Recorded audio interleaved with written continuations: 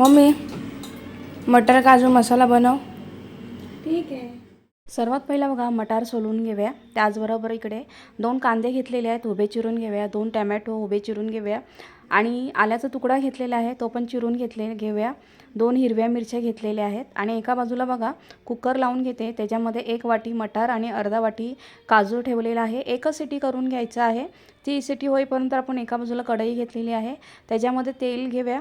तेल घेतल्यानंतर कांदा, टमॅटो, आलं, तेजपत्ता, मगजबी, काजू, लवंगा, काली मिरी, मोठी वेलची, 2 हिरव्या वेलच्या आणि त्याचबरोबर लाल मिरची पण ह्याच्यात घेतलेली आहे.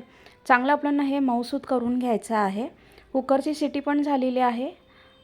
कुकरचा गॅस आपण बंद केलेला आहे. आपण पेस्ट पण करून घ्यायची आहे. ते फक्त मऊसूत करून घ्यायचं आहे.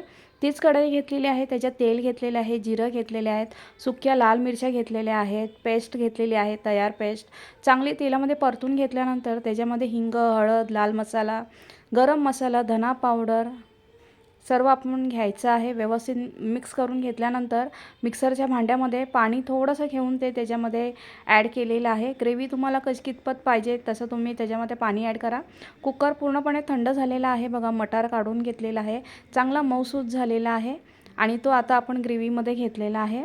वरून बघा परत एकदा थोडंसं किंचित असं गरम मसाला मी घेतलेला आहे आणि कोथिंबीर भरभरली आहे. चवीनुसार मीठ घेतलेलं आहे, किंचित साखर घेतलेली आहे आणि घरची बघा मलाई घेतलेली आहे. चांगली फेटून भाजीवर मी घेतलेली आहे 1 चमचाभर. भाजी आपली मस्त तयार आणि त्याबरोबर बघा गरम गरम फुलके.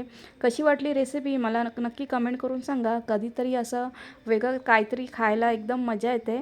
तर कसं वाटलं हॉटेल स्टाईल भाजी. आता पहिला लेकीला देते. लेक खुश तर मी खुश. तयार. थँक्यू.